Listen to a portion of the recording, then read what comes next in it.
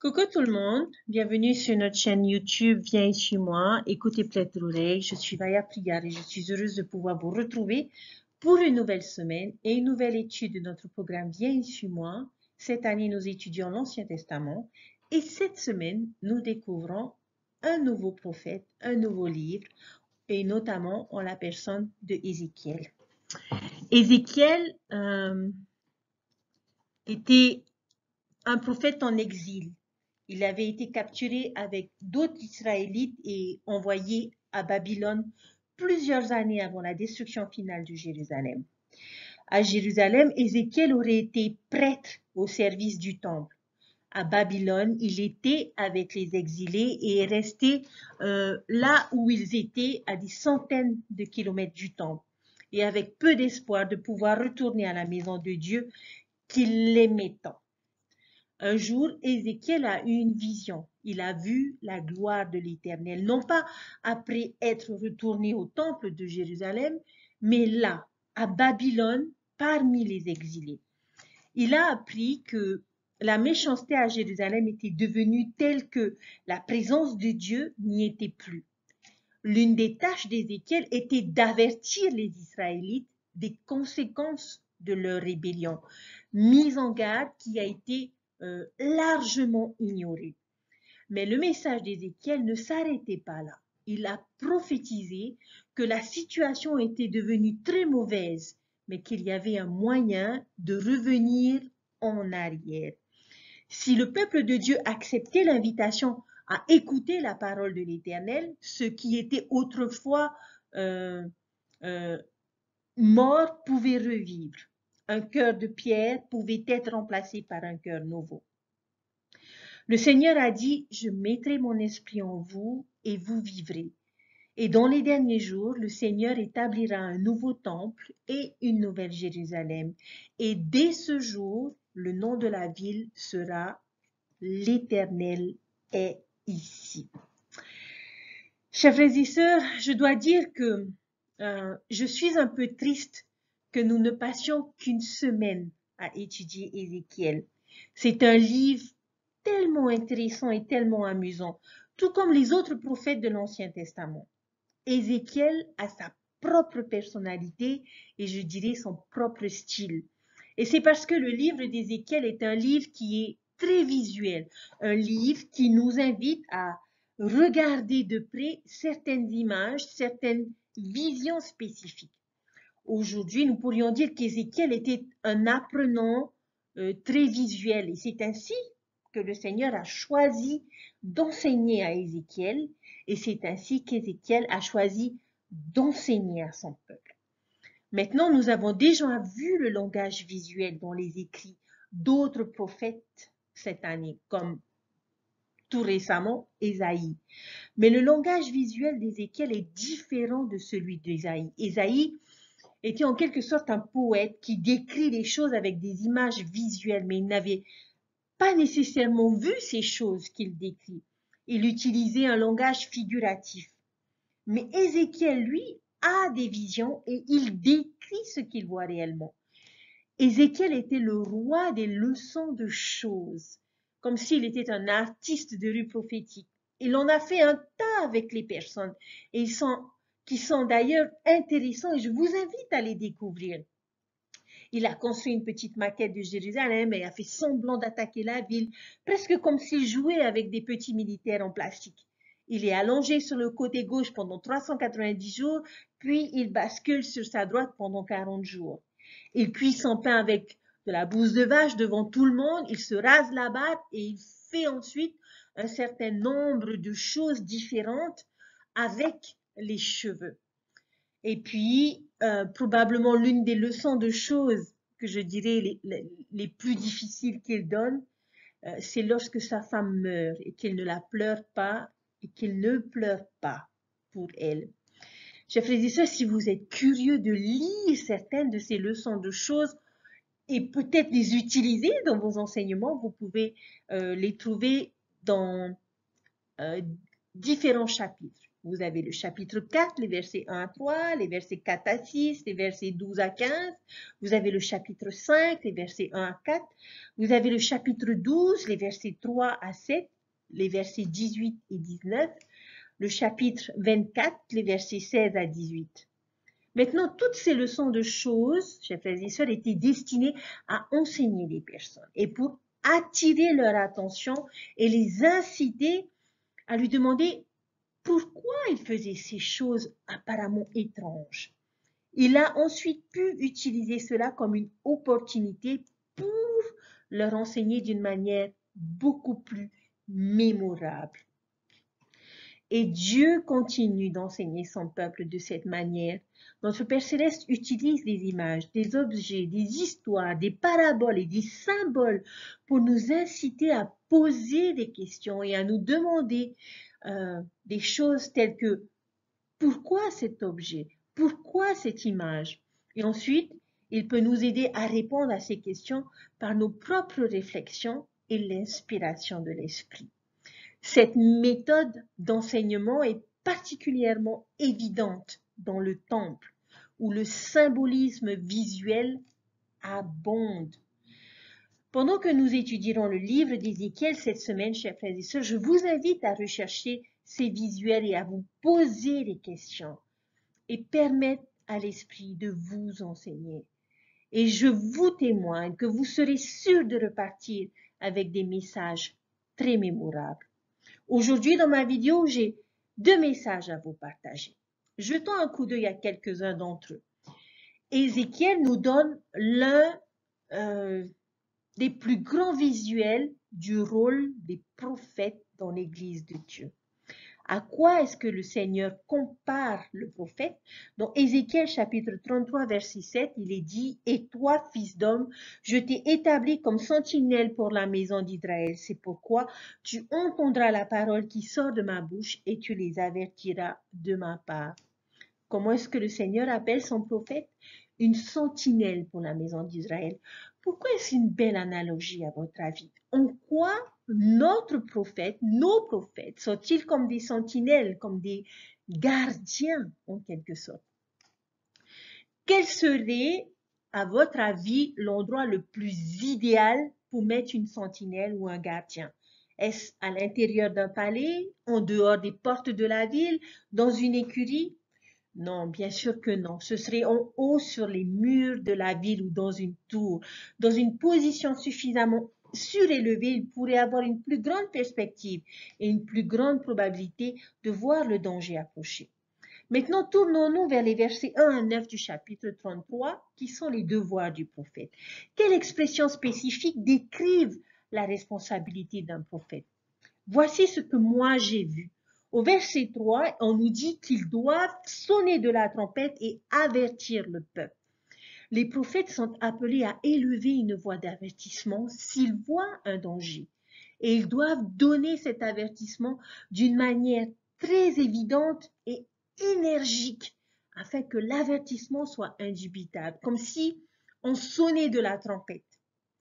Et puis, au verset 9, en nous apprenant que les prophètes doivent avertir les méchants de leur voie et les encourager à s'en détourner. Quelles phrases dans ces versets décrivent notre responsabilité, chers frères et sœurs? Nous devons entendre l'avertissement, versets 4 et 5, recevoir l'avertissement et nous détourner de notre chemin, au verset 9.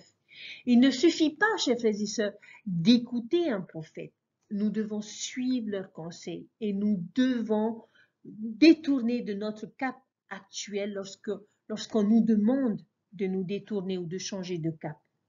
Maintenant, si un prophète décidait de ne pas remplir cette responsabilité de nous avertir, quelle serait la conséquence? Alors, quelle que soit la mauvaise chose qui nous arriverait en conséquence, ce serait sur ses épaules. C'est ce que disent ces versets.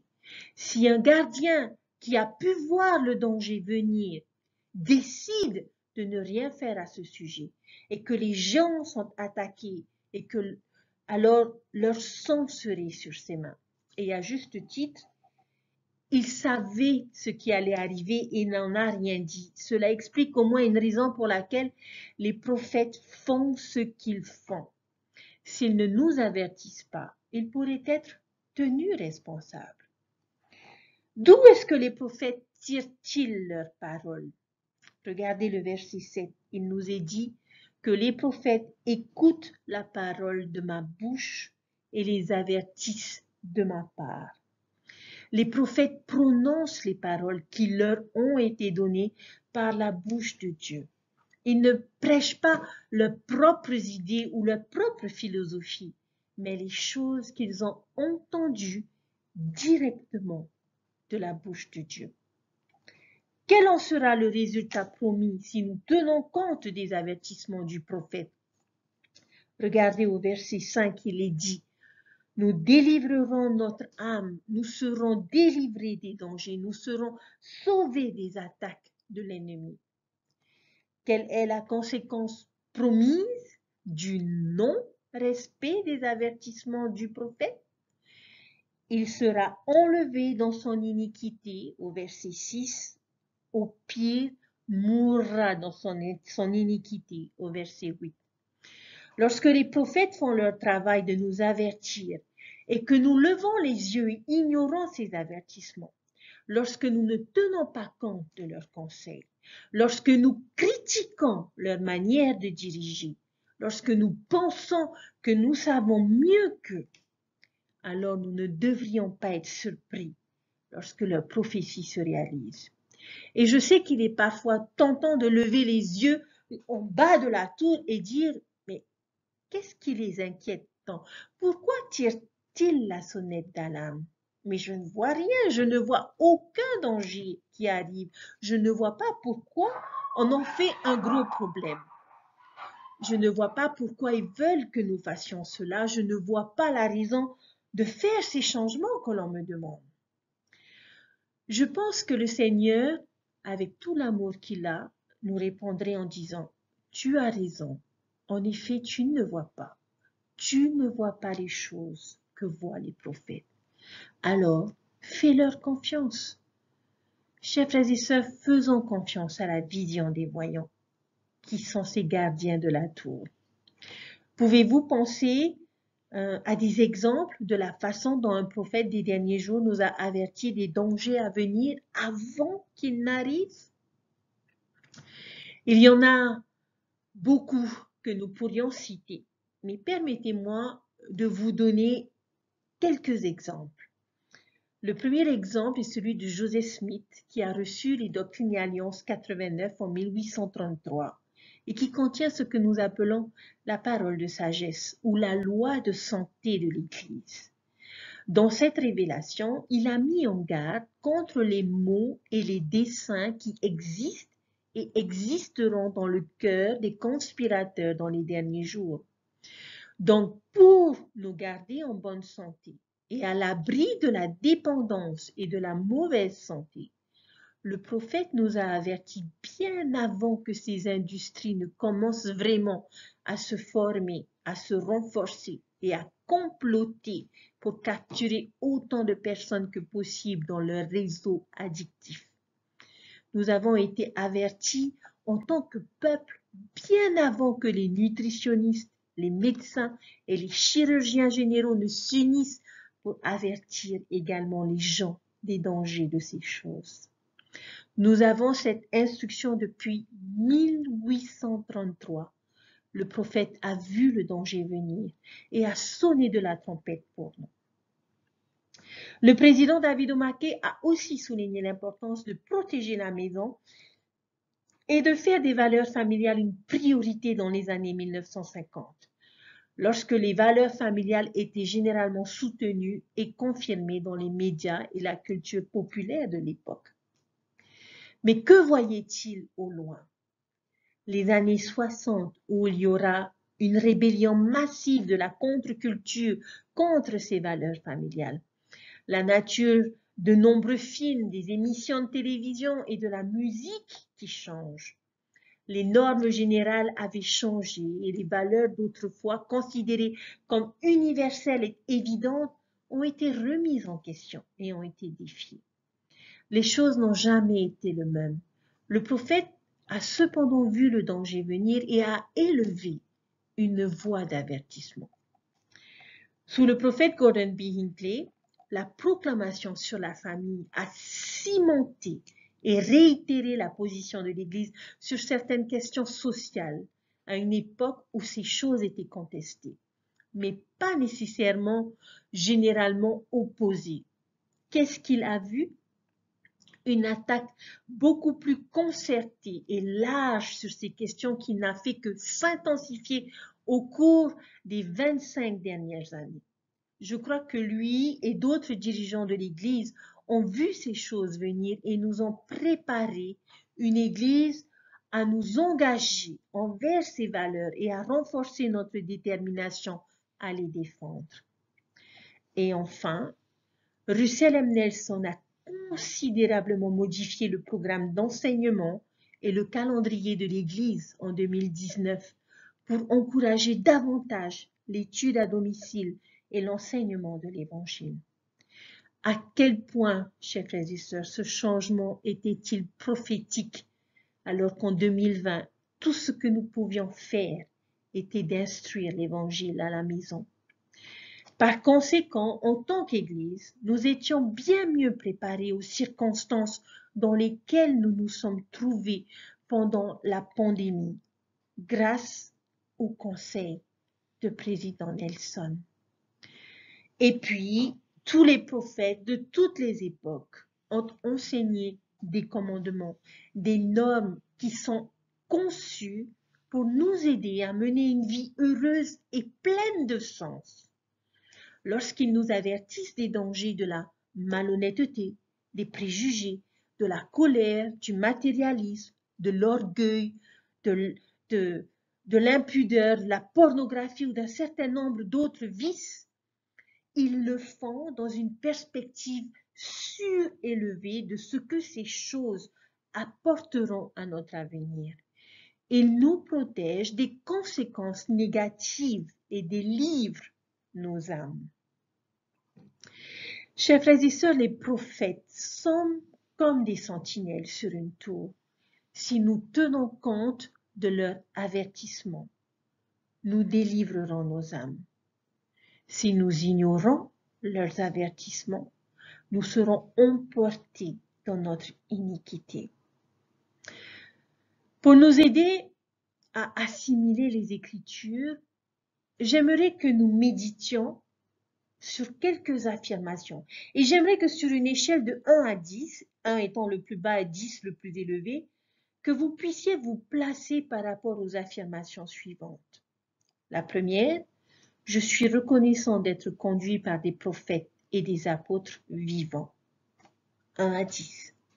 Je regarde chaque session de la conférence générale.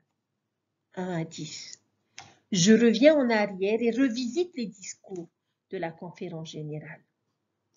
Je cherche à appliquer les leçons que j'ai apprises de la conférence générale. J'ai vu des bénédictions dans ma vie en écoutant les conseils des prophètes. J'espère que vous n'êtes pas loin des 10 pour chacune de ces affirmations. Mais en tout cas, j'aime beaucoup cette métaphore et je pense que c'est l'un des meilleurs concernant nos prophètes. Il se présente comme un puissant rappel visuel du but et du pouvoir des prophètes. Nous avons tellement de chance de les avoir qui nous dirigent et je sais qu'il est facile de les prendre pour acquis. Je suis heureuse que nous recevions le rappel de leurs enseignements prophétiques tous les 6 mois alors qu'ils sonnent l'avertissement pour le monde entier. Mon conseil, chers frères et sœurs, pour vous et moi, est donc de ne pas les ignorer. N'ignorons pas leur point de vue et leur vision. Si nous répondons à leur appel, nous serons toujours prêts à affronter les dangers qui nous entourent. Bien que nous l'admirions pour ses grandes qualités, pourquoi suivons-nous le président Nelson? Pourquoi suivons-nous le prophète? Parce que le Seigneur Jésus-Christ l'a appelé et l'a désigné pour être sa sentinelle sur la tour. Un prophète est une sentinelle sur la tour qui nous protège des dangers spirituels que nous ne voyons peut-être pas.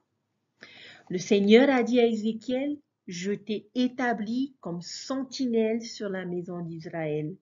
Tu dois écouter la parole qui sort de ma bouche et les avertir de ma part. » Nous parlons souvent de la nécessité de suivre le prophète, mais j'aimerais que vous réfléchissiez à ce fardeau qui pèse que le Seigneur a placé sur notre prophète. Si tu ne parles pas pour détourner le méchant et que ce méchant meure dans son iniquité, je te redemanderai son sang. Chers frères et sœurs, c'est une bénédiction pour nous que d'avoir sur la terre, à notre époque, des prophètes, des voyants et des révélateurs qui cherchent à connaître la volonté du Seigneur et à la faire. Il est réconfortant de savoir que nous ne sommes pas seuls au monde, malgré les difficultés que nous rencontrons. La présence d'un prophète, chers frères et sœurs, est un signe de l'amour de notre Père Céleste pour ses enfants, parce qu'ils font connaître les promesses et la véritable nature de Dieu et de Jésus-Christ à chacun d'entre nous. Mes frères et sœurs, du plus profond de mon cœur, je témoigne que les prophètes parlent par le pouvoir du Saint-Esprit, qu'ils rendent témoignage du Christ et de sa mission divine sur la terre. Ils expriment la volonté du Seigneur et sont appelés à le représenter et à nous enseigner ce que nous devons faire pour retourner vivre en la présence de Dieu et de son Fils Jésus-Christ. Nous sommes bénis quand nous exerçons notre foi et suivons leurs enseignements. Si nous les suivons, notre vie est plus heureuse et moins compliquée. Nos difficultés sont plus faciles à supporter et nous nous entourons d'une armure spirituelle qui nous protégera des attaques de l'ennemi à notre époque. Chers frères et sœurs, ce soir, j'ai assisté à une réunion de Sainte-Seine organisée par le Pieux pour nos jeunes adultes. Et notre président de Pieux a lancé une invitation à nos jeunes adultes, invitation que je vais moi-même accepter. Il a demandé à nos jeunes adultes, pour notre prochaine conférence qui se déroulera dans 3 semaines, de relire chaque message de président Nelson depuis le jour où il a été appelé. Chaque message de conférence, donc c'est-à-dire depuis avril 2018. Et il les a invités, il en a fait le décompte, il y en avait en tout et pour tout, avec le message donné aux jeunes adultes de cette année au mois de mai, cela faisait 11 messages à lire, à étudier. Et il nous a demandé, pour chacun de ces messages, de noter un enseignement qui s'adresse à nous, un avertissement. Chers frères et sœurs, j'aimerais à vous aussi vous faire part de ce défi. Et je prie que vous acceptiez de le relever, que vous vous engagiez à lire chaque message de conférence du président Russell M. Nelson et à noter chaque avertissement qu'il nous a donné. Et je prie, chers frères et sœurs,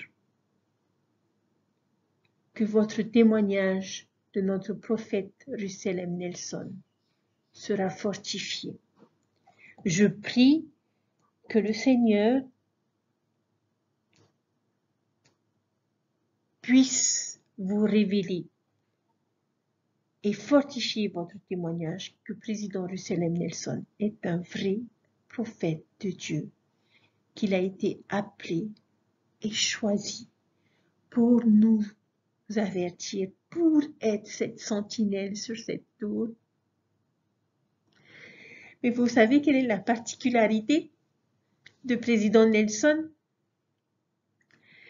C'est qu'il est toujours positif et toujours enthousiaste dans tout ce qu'il fait et qu'il est rempli d'amour pour chacun d'entre nous. Puissions-nous avoir ce même enthousiasme, être positif comme il est et à suivre ses recommandations et ses enseignements. Nous qui sommes en bas de la tour, ne nous posons pas de questions, mais écoutons ses recommandations et mettons-les en pratique, même si nous ne comprenons pas pourquoi il nous demande ces choses. Faisons-le. Et je sais que le Seigneur nous aidera à comprendre et à élever notre vision pour pouvoir comprendre ces avertissements qui nous protégeront dans les jours, les semaines, les mois et les années futures. Alors, chers frères et sœurs, s'il vous plaît, lisez ces messages et retrouvez cette voie d'avertissement dans chacun de ces messages et posez-vous la question, est-ce que j'ai suivi les avertissements de mon prophète? Si c'est le cas, je vous félicite, chers frères et sœurs, et vous encourage à continuer et à persévérer. Mais si ce n'est pas le cas, s'il vous plaît, dépêchez-vous de suivre ces avertissements de manière à pouvoir trouver la paix, la sérénité et le bonheur dans votre vie. Dieu vit et Dieu nous aime, et c'est pour ça que nous avons un prophète.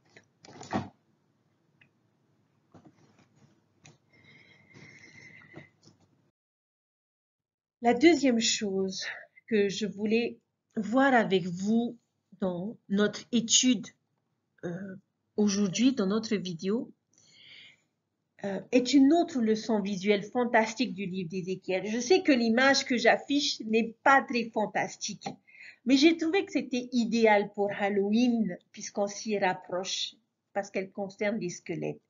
Il y a un élément amusant et effrayant, parfait pour cette période de l'année. Eh bien, le prophète Ézéchiel a eu une vision vraiment intéressante où les os ont joué un grand rôle pour l'aider à comprendre une vérité sur le pouvoir de notre Père Céleste. Nous trouvons cette vision dans Ézéchiel au chapitre 37. Maintenant, c'est l'une de ces histoires qui, à mon humble avis, doit vraiment être visualisée pour avoir le plus d'impact. Donc, ce que je vais faire, c'est simplement lire l'histoire pour vous donner une idée plus vivante de ce que Ézéchiel voit ici, dans ce chapitre. C'est juste une histoire vraiment intéressante. Verset 1. La main de l'Éternel fut sur moi, et l'Éternel me transporta en esprit et me déposa dans le milieu d'une vallée remplie d'ossements. Il me fit passer auprès d'eux tout autour, et voici, ils étaient fort nombreux à la surface de la vallée, et ils étaient complètement secs. Alors, pouvez-vous imaginer cela, chers frères et sœurs, à travers cette image que je vous ai mise? Mais remarquez, il dit que ce sont des os très secs, ce qui signifie qu'ils sont morts depuis déjà bien longtemps. Imaginez une vallée entièrement remplie de squelettes humains, comme le cas sur la photo. Verset 3. Il me dit, Fils de l'homme, ces os pourront-ils revivre? Je répondis, Seigneur éternel, tu le sais. Mais j'imagine dans l'esprit d'Ézéchiel qui pense, non, je ne pense pas. Les os ne reviennent pas à la vie. Surtout pas ces os qui sont secs et qui ont disparu depuis longtemps. Les personnes à qui appartiennent ces os ne sont pas seulement pour la plupart mortes, mais elles sont toutes mortes et le sont depuis très très longtemps. Mais il donne toujours à Dieu une réponse vraiment sûre. Il dit, Dieu, tu le sais. Vous savez, tu es Dieu après tout et tu es connu pour faire des choses assez étonnantes. Verset 4, il me dit, prophétise sur ces eaux et dis-leur, ossements desséchés, écoutez la parole de l'Éternel. Ainsi parle le Seigneur l'Éternel à ses eaux. Voici, je vais faire entrer en vous un esprit et vous vivrez. Et je vous donnerai des nerfs et je ferai croître sur vous de la chair et je vous couvrirai la peau. Je mettrai en vous un esprit et vous vivrez. Et vous saurez que je suis l'Éternel. Verset 7, je prophétisais selon l'ordre que j'avais reçu. Et comme je prophétisais, il y eut un bruit, et voici, il se fit un mouvement, et les eaux s'approchèrent les uns des autres. N'est-ce pas une description fantastique? Pouvez-vous imaginer et entendre ce cliquetis de ces eaux résonner dans votre imagination? Une vallée entière, pleine d'entre eux, qui tremblent, qui claquent ensemble et qui commencent à bouger et à s'assembler, à se rattacher en squelette complet, os par os. Je vous l'avais dit, c'est une histoire vraiment intéressante pour Halloween. Verset 8. Je regardais et voici, il leur vint des nerfs, la chair crue et la peau les couvrit par-dessus, mais il n'y avait point en eux d'esprit. Ainsi, non seulement les os se rejoignent, mais maintenant que se passe-t-il? Les muscles, les organes et la peau recouvrent les os. Pouvez-vous visualiser cela ou peut-être l'entendre? À quoi est-ce que cela ressemblerait? C'est une autre image vivante et évocatrice, mais ils ne sont pas vivants. Alors maintenant, ce n'est qu'une vallée qui est, au lieu d'être pleine de squelettes, mais elle est pleine de corps, mais aucun souffle en eux. Verset 9, il me dit, prophétise et parle à l'esprit. Prophétise, fils de l'homme, et dis à l'esprit, ainsi parle le Seigneur l'Éternel. Esprit, viens des quatre vents, souffle sur ces morts et qu'ils revivent. Verset 10, je prophétiserai selon l'ordre qu'il m'avait donné, et l'esprit entra en eux, et ils reprirent vie, et ils se tinrent sur leurs pieds. C'était une armée nombreuse, très nombreuse. Pouvez-vous le voir maintenant se réveiller? Leurs yeux s'ouvrir tout d'un coup et leur bouche respirer ce premier souffle de vie. C'est un peu comme si une personne revenait à la vie. Et puis toutes ces personnes nouvelles, ressuscitées, se lèvent et commencent à regarder autour d'elles. Et ils sont vêtus d'armure, d'épées attachées à leur ceinture, de casques, de cuirasses, de boucliers.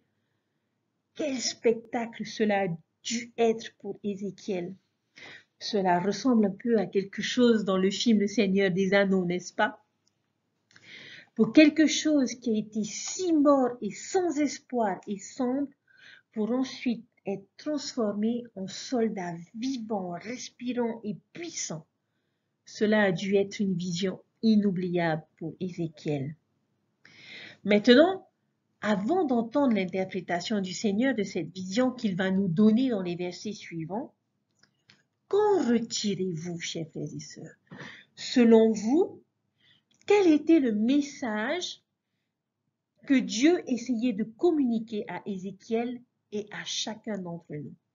Rappelez-vous que ces prophéties de l'Ancien Testament ont de multiples interprétations et accomplissements. Lisons les versets 11 à 14 ensemble. Verset 11, il me dit, « Fils de l'homme, ces eaux, c'est toute la maison d'Israël.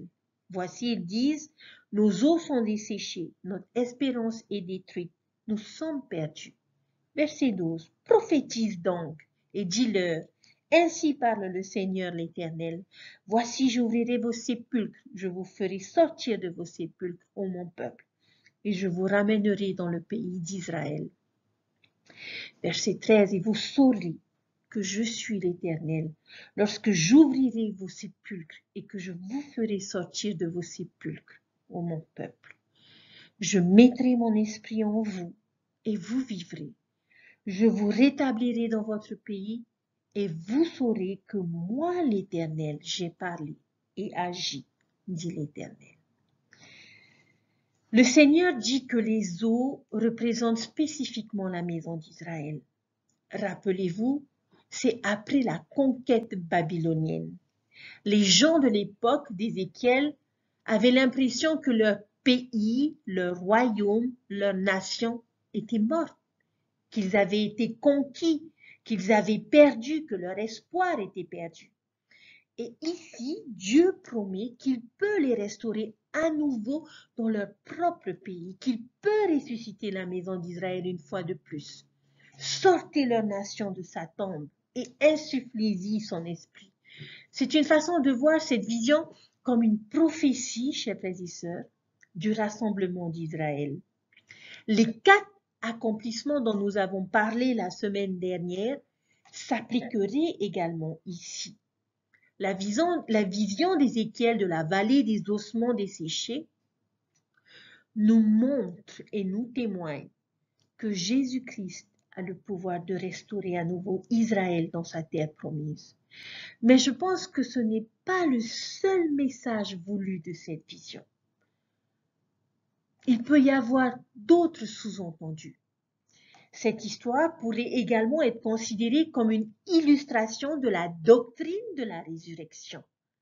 C'est une excellente illustration de ce que Dieu peut faire avec ceux qui sont littéralement décédés et qui sont morts depuis longtemps. Dieu peut les faire vivre.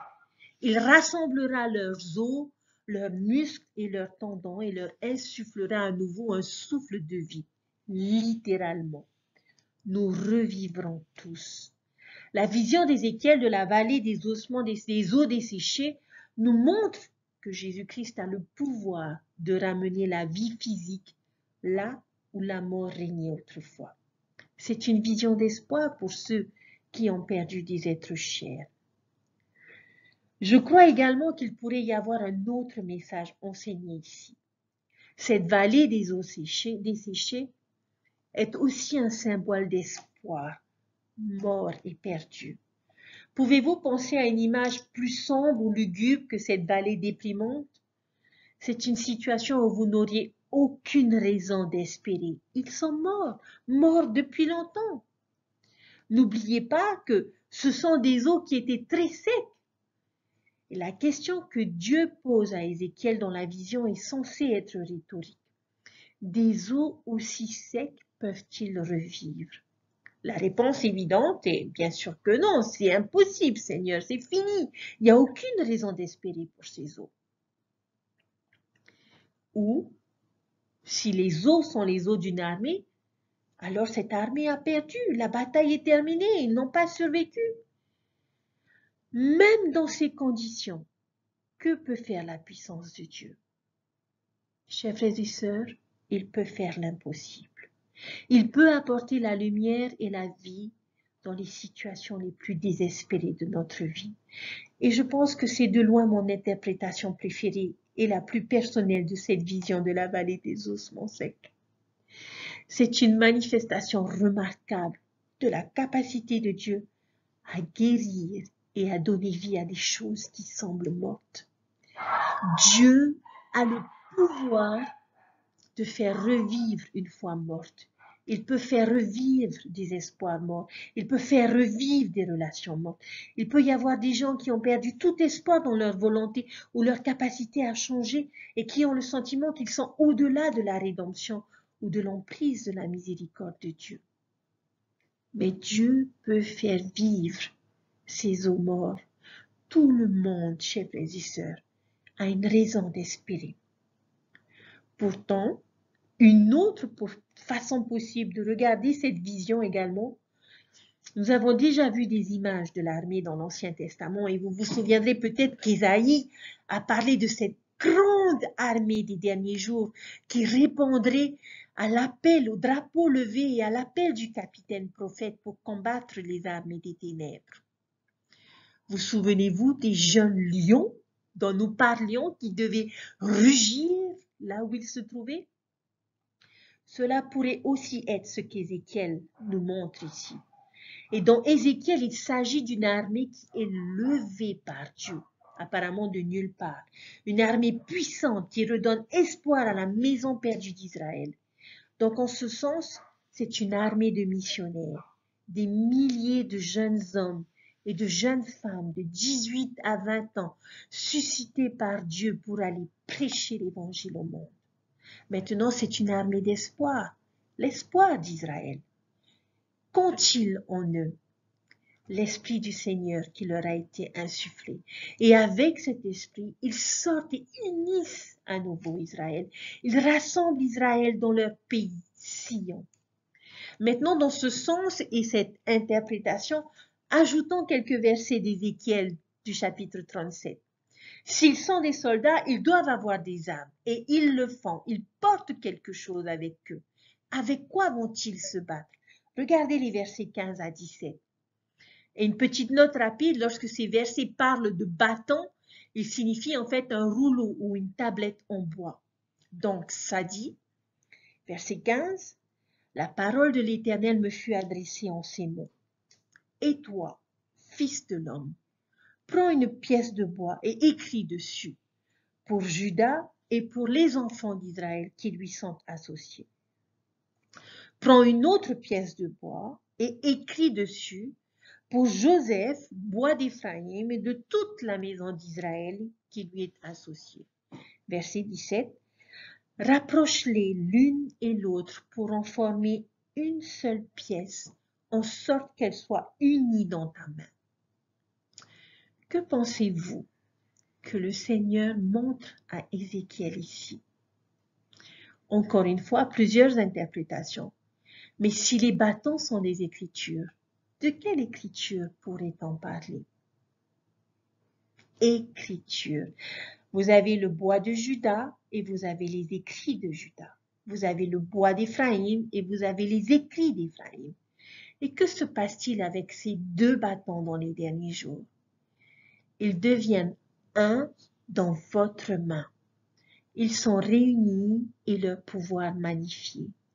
Le bâton de Juda, chers frères et sœurs, serait la Bible, les annales des Juifs. Et le bâton d'Éphraïm serait le livre de Mormon.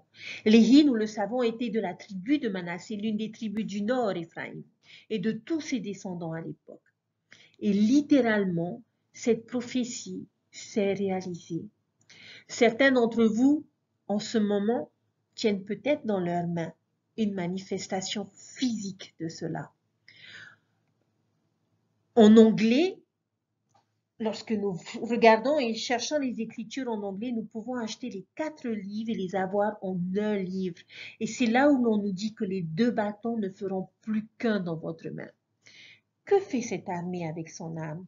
Une excellente référence croisée que nous pourrions partager ici à partir des notes de bas de page et dans 2 Néphi chapitre 3 verset 12, c'est pourquoi le fruit de terrain écrira et le fruit de terrain de Juda écrira, et ce qui sera écrit par le fruit de terrain et aussi ce qui sera écrit par le fruit des reins de Juda se rejoindra pour confondre les fausses doctrines et mettre fin aux querelles et faire régner la paix parmi le fruit de terrain et les faire parvenir à la connaissance de ses pairs dans les derniers jours et aussi à la connaissance de mes alliances, dit le Seigneur. Chers frères et sœurs, j'aimerais m'adresser à nos jeunes et leur dire que c'est une vision d'eux qu'Ézéchiel a eue. Ils doivent faire partie de cette armée. Vous devez apprendre à utiliser cette arme, l'épée de la parole de Dieu, apprendre à manier l'épée de la parole de Dieu, à confondre les fausses doctrines et à mettre fin aux querelles, à établir la paix et à apporter toute la connaissance de vos pères et des alliances du Seigneur. Chers jeunes, vous devez devenir une armée extrêmement grande avec l'Esprit du Seigneur insufflé en vous, portant ces bâtons unis pour apporter l'espoir à un monde mort et sombre d'apostasie et d'ignorance. Ferez-vous partie de cette armée? Il y a un chant de la primaire qui me vient à l'esprit que vous pouvez peut-être connaître ou vous rappeler, qui est l'armée des laments. On pourrait légèrement ajuster les mots en disant « Nous sommes comme l'armée d'Ézéchiel ». Maintenant, ce n'est qu'une des façons de voir cette prophétie, chers frères et sœurs. C'est aussi une autre façon pour le Seigneur d'illustrer la prophétie selon laquelle Israël sera à nouveau uni. Il ne s'agit pas seulement de parler de la Bible et du livre de Mormon qui devient un, mais les gens, les personnes doivent devenir un. Les deux royaumes séparés d'Éphraïm et de Juda seront à nouveau réunis et transformés en une seule nation. Et nous savons que le Seigneur veut que nous l'interprétions de cette façon parce qu'il le dit dans les versets 21 et 22. Et tu leur diras, ainsi parle le Seigneur l'Éternel. Voici, je prendrai les enfants d'Israël du milieu des nations où ils sont allés, et je les rassemblerai de toutes parts, et je les ramènerai dans leur pays. Je ferai d'eux une seule nation dans le pays, dans les montagnes d'Israël. Ils auront tous un même roi. Ils ne formeront plus deux nations et ne seront plus divisés en deux royaumes. Chers frères et sœurs, rappelez-vous qu'il existe de nombreuses façons d'exprimer des vérités enseignées par cette vision remarquable d'Ézéchiel. Mais peu importe comment vous la regardez ou l'interprétez, peu importe le principe principal sous lequel nous pourrions tous les unir, et ce principe pourrait être que Dieu a le pouvoir d'apporter la vie et l'espoir à ceux qui sont sans vie et sans espoir. Quelle est votre interprétation préférée de la vision de la vallée des ossements secs et en quoi vous donne-t-elle de l'espoir? Est-ce l'espérance de la résurrection que le Seigneur ramènera à la vie tous nos êtres chers qui sont décédés? Est-ce l'espoir qui vient de la puissance de Dieu pour insuffler la vie et la lumière dans la foi mourante des personnes autour de nous ou nous-mêmes? Est-ce l'espoir qui vient de la miséricorde du Seigneur et de la promesse de pardon lorsque le péché et la rébellion ont causé la mort de notre esprit et qu'ils sont devenus des os séchés? Est-ce l'espoir d'une Sion unie à travers le monde et le rassemblement d'Israël en un seul dans les derniers jours? Ou bien est-ce l'espoir que la grande armée de missionnaires nous donne qui ont été envoyés pour enseigner avec les bâtons ou l'épée de la parole de Dieu dans leurs mains?